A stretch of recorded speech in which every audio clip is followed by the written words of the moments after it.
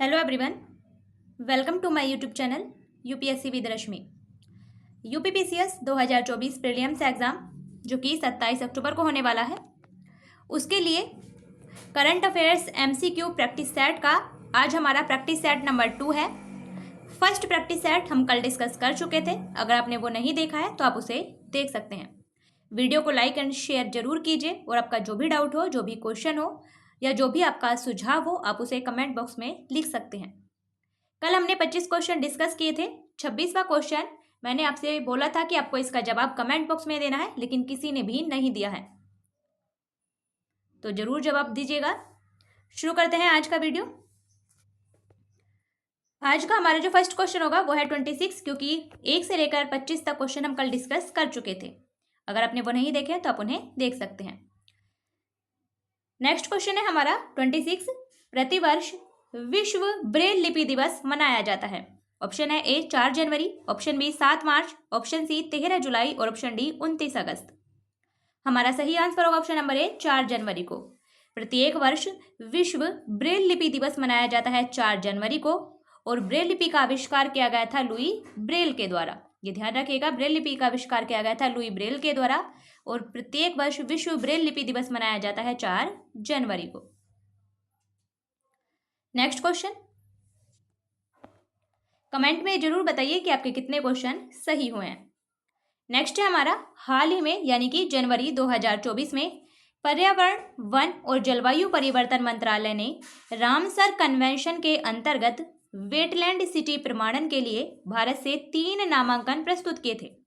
निम्नलिखित में से कौन सा शहर उनमें से एक नहीं है? जो 3 शहर वेटलैंड सिटी प्रमाणन के लिए भारत के द्वारा प्रस्तुत किए गए थे, उनमें से कौन सा शहर शामिल नहीं है? ऑप्शन है ए Indore Madhya Pradesh, option B Bhopal Madhya Pradesh, option C Udaipur Rajasthan और ऑप्शन डी कटक ओडिशा। हमारा सही आंसर होगा option number D Cuttack Odisha. Cuttack Odisha उनमें एक शामिल नहीं है। भारत के द्वारा जो 3 नाम वेटलैंड सिटी प्रमाणन के लिए प्रस्तुत किए गए थे वो थे 2 मध्य प्रदेश से और 1 राजस्थान से। मध्य प्रदेश का इंदौर उसमें शामिल था, दूसरा था मध्य प्रदेश का भोपाल और तीसरा था राजस्थान का उदयपुर। ये तीनों नाम आपको ध्यान रखने हैं। नेक्स्ट क्वेश्चन है, हाल ही में भारत सरकार ने फ्री मूवमेंट रिजीम को समाप्त करने का निर्णय लिया है। इसे किस वर्ष एक्ट ईस्ट नीति के हिस्से के रूप में लागू किया गया था? ऑप्शन है ए वर्ष 2003 में, ऑप्शन बी वर्ष 2011 में, ऑप्शन सी वर्ष 2014 में और ऑप्शन डी वर्ष 2018 में। हमारा सही आंसर होगा ऑप्शन नंबर डी वर्ष 2018 में।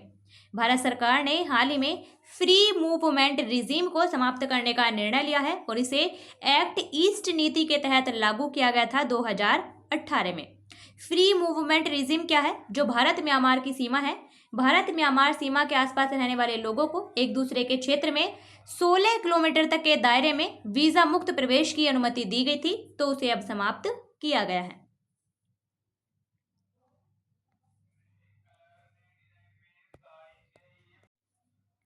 नेक्स्ट क्वेश्चन है, हाल ही में यानी कि जनवरी 2024 की घटना है। उत्तर प्रदेश के मुख्यमंत्री ने किस स्थान से राज्य के पहले फ्लोटिंग वातानुकूलित रेस्तरां का उद्घाटन किया था? ऑप्शन है A Prayagraj, option B Varanasi, option C Agra और ऑप्शन डी लखनऊ। हमारा सही answer option number A Prayagraj. हाल ही में यानी कि जनवरी 2024 में उत्तर प्रदेश के मुख्यमंत्री ने प्रयागराज दौरे के दौरान राज्य के पहले फ्लोटिंग वातानुकूलित रेस्तरां का उद्घाटन किया था, इसलिए इसका सही आंसर ऑप्शन नंबर ए। नेक्स्ट क्वेश्चन है, हाल ही में चर्चा में रही पृथ्वी विज्ञान योजना, इसमें सम्मिलित उपयोजना या उपयोजनाएं हैं। ये ध्यान रखिएगा कि पृथ्वी विज्ञान योजना एक अम्ब्रेला योजना है जिसके अंतर्गत कुल 5 उपयोजनाएं हैं। इस पृथ्वी विज्ञान योजना के अंतर्गत 5 उपयोजनाएं हैं, तो पृथ्वी विज्ञान योजना एक अम्ब्रेला योजना है। तो इनमें से जो 5 उपयोजनाएं हैं, कौन कौन सी उपयोजनाएं शामिल हैं? नंबर 1 है वायुमंडल और जलवायु अनुसंधान प्रारूप निरीक्षण प्रणाली और सेवाएं, यानी कि एक्रोस इसे नाम दिया गया है, तो ये बिल्कुल शामिल है। नंबर 2 है महासागर सेवाएं प्रारूप अनुप्रयोग संसाधन और प्रौद्योगिकी, ओ स्मार्ट इसे नाम दिया गया है, ये भी इसमें शामिल है। नंबर 3 है ध्रुवीय विज्ञान और क्रायोस्फीयर अनुसंधान, इसे पेसर नाम दिया गया है, ये भी इसमें शामिल है। और ऑप्शन नंबर 4 है भूकंप विज्ञान और भू विज्ञान यानी कि सेज इसे नाम दिया गया है, ये भी इसमें शामिल है। तो पृथ्वी विज्ञान जो योजना है, जो कि एक अम्ब्रेला योजना है, उसमें ये चारों ही योजनाएं इसकी उप योजना के रूप में शामिल की गई हैं। हमारा सही आंसर होगा 1, 2, 3 और 4 सभी शामिल है, यानी कि ऑप्शन नंबर डी हमारा सही आंसर होगा। नेक्स्ट क्वेश्चन है हमारा, हाल ही में चर्चा में रहा शब्द रिवर्स फ्लिपिंग संदर्भित करता है। रिवर्स फ्लिपिंग का क्या मतलब है? ऑप्शन है ए, कराधान से बचने के लिए कंपनियां विदेशी स्थानों पर मुनाफा दिखा रही हैं। ऑप्शन नंबर बी है कंपनियां उल्टे शुल्क ढांचे का दुरुपयोग कर रही हैं। ऑप्शन नंबर सी, भारतीय कंपनियां किसी विदेशी इकाई को स्वामित्व हस्तांतरित कर रही हैं। और ऑप्शन नंबर डी है कंपनियां अपना अधिवास वापस भारत में स्थानांतरित कर रही हैं। तो हमारा सही आंसर होगा option number D. Reverse flipping का मतलब होता है कि कंपनियां अपना अधिवास, अपना मुख्यालय वापस भारत में स्थानांतरित कर रही हैं। ये ध्यान रखिएगा कि रिवर्स फ्लिपिंग का क्या मतलब है। नेक्स्ट क्वेश्चन है, हाल ही में चर्चा में रहा महर्षि वाल्मीकि अंतर्राष्ट्रीय हवाई अड्डा कहाँ स्थित है? ऑप्शन है A Kaushambi, option B Gorakhpur, option C Ayodhya और ऑप्शन डी कानपुर। बहुत चर्चा में रहा था जनवरी महीने में। महर्षि वाल्मीकि अंतर्राष्ट्रीय हवाई अड्डा ये कहाँ स्थित है? ये है अयोध्या में। हमारा सही आंसर ऑप्शन नंबर सी।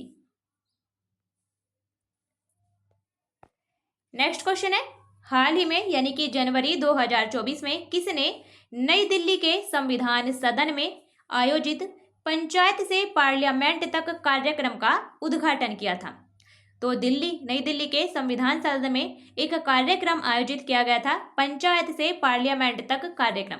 पंचायत से पार्लियामेंट तक इस कार्यक्रम का उद्घाटन किसने किया था? ऑप्शन है ए प्रधानमंत्री नरेंद्र मोदी ने, ऑप्शन बी लोकसभा अध्यक्ष ओम बिड़ला ने, ऑप्शन सी राष्ट्रपति द्रौपदी मुर्मू ने और ऑप्शन डी उपराष्ट्रपति जगदीप धनखड़ ने। हमारा सही answer option number B Lok Sabha अध्यक्ष ओम बिड़ला ने। पंचायत से पार्लियामेंट तक इस कार्यक्रम का उद्घाटन किया था संविधान सदन में लोकसभा अध्यक्ष ओम बिड़ला ने। तो ये ध्यान रखिएगा, सभी बहुत ही मोस्ट इंपोर्टेंट क्वेश्चन है। जनवरी से लेकर सितंबर 2024 तक के क्वेश्चन हम डिस्कस करेंगे, तो आप वीडियो को पूरा देखिएगा और वीडियो को शेयर जरूर कीजिए। नेक्स्ट है हमारा, हाल ही में फ्रैंकोइस बेटेनकोर्ट मेयर्स 100 अरब डॉलर की संपत्ति अर्जित करने वाली विश्व की पहली महिला बनी हैं। ये किस देश की हैं? ऑप्शन है ए फ्रांस, ऑप्शन बी संयुक्त राज्य अमेरिका, ऑप्शन सी जापान और ऑप्शन डी ब्रिटेन। हमारा सही आंसर ऑप्शन नंबर ए फ्रांस। ये कहाँ की हैं? फ्रांस की हैं। हाल ही में फ्रैंकोइस बेटेनकोर्ट मेयर्स 100 अरब डॉलर की संपत्ति अर्जित करने वाली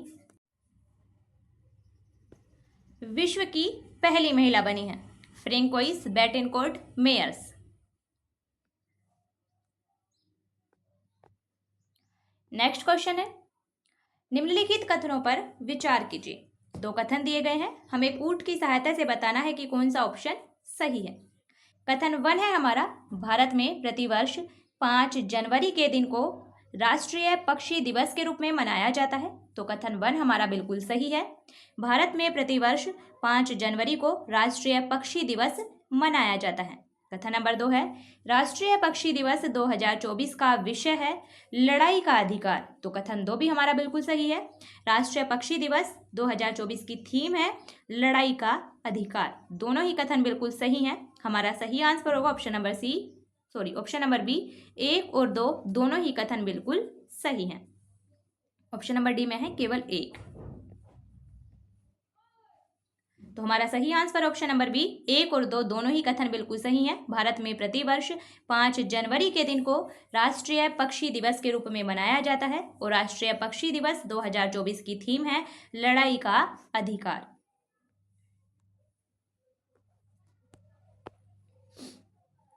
नेक्स्ट क्वेश्चन है, जल शक्ति मंत्रालय के अनुसार जल जीवन मिशन ने 14 करोड़ ग्रामीण परिवारों को नल जल कनेक्शन प्रदान करने की महत्वपूर्ण उपलब्धि हासिल कर ली है। इस योजना को किस वर्ष शुरू किया गया था? ऑप्शन है ए वर्ष 2017 में, ऑप्शन बी वर्ष 2018 में, ऑप्शन सी वर्ष 2019 में और ऑप्शन डी वर्ष 2020 में। हमारा सही आंसर ऑप्शन नंबर सी वर्ष 2019 में। जल शक्ति मंत्रालय के अनुसार जो ये जल जीवन मिशन है, जिसने 14 करोड़ ग्रामीण परिवारों को नल जल कनेक्शन प्रदान करने की महत्वपूर्ण उपलब्धि हासिल कर ली है, इस योजना को जल जीवन मिशन योजना को शुरू किया गया था 15 अगस्त 2019 को। तो इसकी डेट ध्यान रखिएगा क्योंकि ये चर्चा में रही थी। नेक्स्ट क्वेश्चन है हमारा, निम्नलिखित कथनों पर विचार कीजिए। 2 कथन दिए गए हैं, कूट की सहायता से हमें बताना है कि कौन सा ऑप्शन सही है। कथन है हमारा, आदित्य L1 मिशन, तो किससे संबंधित है? पहले तो यही ध्यान रखना है, आदित्य L1 मिशन सूर्य से संबंधित है। आदित्य L1 भारत का पहला सौर अभियान है जिसे हाल ही में सफलतापूर्वक अपनी कक्षा में स्थापित किया गया है। तो कथन 1 हमारा बिल्कुल सही है।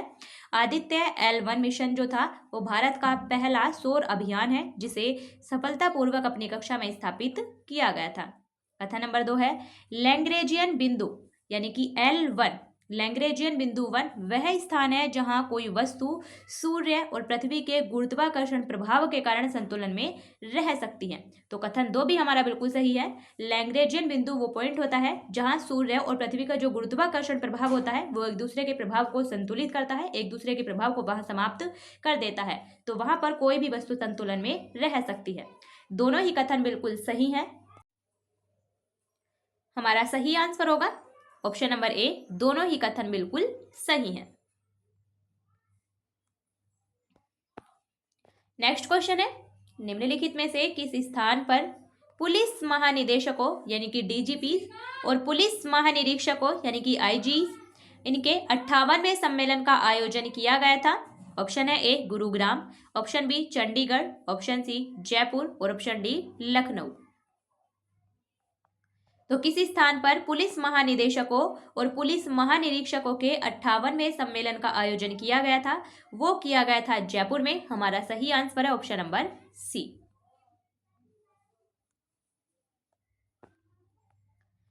नेक्स्ट क्वेश्चन है, निम्नलिखित में से किसने 1 जनवरी 2024 को यूरोपीय निवेश बैंक के 8वें अध्यक्ष के रूप में पदभार ग्रहण किया था? ऑप्शन है A Petr Fiala, option B Nadia Calvino Santa Maria, option C Klaus M Schwab और ऑप्शन डी क्रिस्टालिना जॉर्जीवा। हमारा सही answer option number B Nadia Calvino Santa Maria. इन्होंने 1 जनवरी 2024 को यूरोपीय निवेश बैंक के 8वें अध्यक्ष के रूप में पदभार ग्रहण किया था।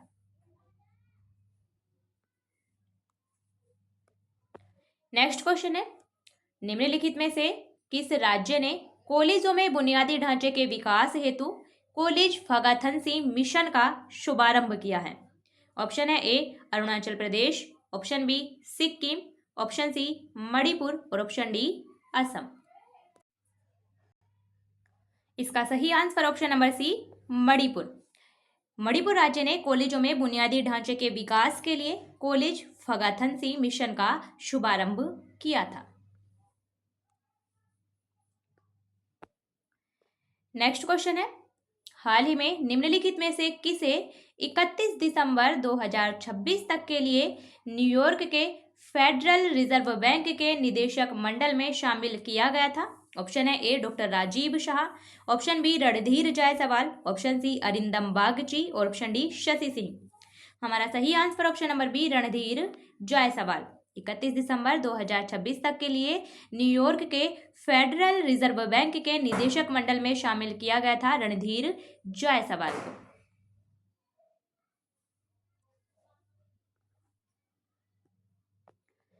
नेक्स्ट क्वेश्चन है, निम्नलिखित में से किस मंत्रालय को जनवरी 2024 में आयोजित लोक नीति संवाद सम्मेलन में नवाचार सैंडबॉक्स प्रस्तुति में प्रथम पुरस्कार से सम्मानित किया गया था? ऑप्शन है ए सहकारिता मंत्रालय, ऑप्शन बी महिला एवं बाल विकास मंत्रालय, ऑप्शन सी कृषि एवं किसान कल्याण मंत्रालय और ऑप्शन डी पंचायती राज मंत्रालय। हमारा सही आंसर होगा ऑप्शन नंबर डी पंचायती राज मंत्रालय। पंचायती राज मंत्रालय को जनवरी 2024 में आयोजित लोक नीति संवाद सम्मेलन में नवाचार सैंडबॉक्स प्रस्तुति में फर्स्ट प्राइज से सम्मानित किया गया था।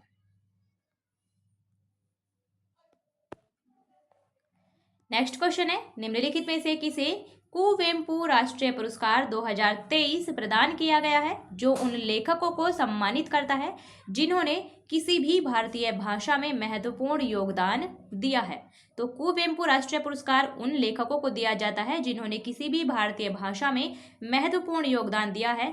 2023 का कुवेंपु राष्ट्रीय पुरस्कार किसे दिया गया है? ऑप्शन है A Pushpa Bharati, option B Shirshendu Mukhopadhyay, option C V Madhusudan Nair, option D doctor Dipti Ranjan Sahu. हमारा सही answer option number B Shirshendu Mukhopadhyay. 2023 का कुवेंपु राष्ट्रीय पुरस्कार दिया गया है शीर्षेंदु मुखोपाध्याय को और ये बंगाली भाषा के लेखक है। ये भी ध्यान रखिएगा कि ये बंगाली भाषा के लेखक है।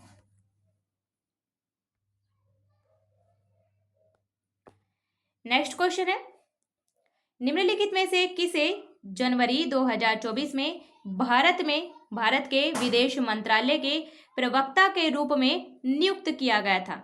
ऑप्शन है A Shashi Singh, option B Randhir Jaiswal, option C Arindam Bagchi और ऑप्शन डी अश्विनी गुप्ता। तो इसका सही आंसर है हमारा option number B Randhir Jaiswal. पीछे क्वेश्चन गलत हो गया है। इसका सही आंसर है option number B Randhir Jaiswal. Randhir Jaiswal को जनवरी 2024 में भारत के विदेश मंत्रालय के प्रवक्ता के रूप में नियुक्त किया गया था। पीछे एक क्वेश्चन है हमारा, उसका आंसर गलत हो चुका है, उसे सही कर लेते हैं। ये न्यूयॉर्क के फेडरल रिजर्व बैंक के निदेशक मंडल में शामिल किया गया था डॉक्टर राजीव शाह को। इसका आंसर ऑप्शन नंबर ए है, रणधीर जायसवाल नहीं था, मैंने रणधीर जायसवाल बताया था, प्लीज इसे ठीक कर लीजिएगा। इसका आंसर है option number A doctor Rajiv Shah. Doctor Rajiv Shah को फेडरल रिजर्व बैंक के निदेशक मंडल में शामिल किया गया था।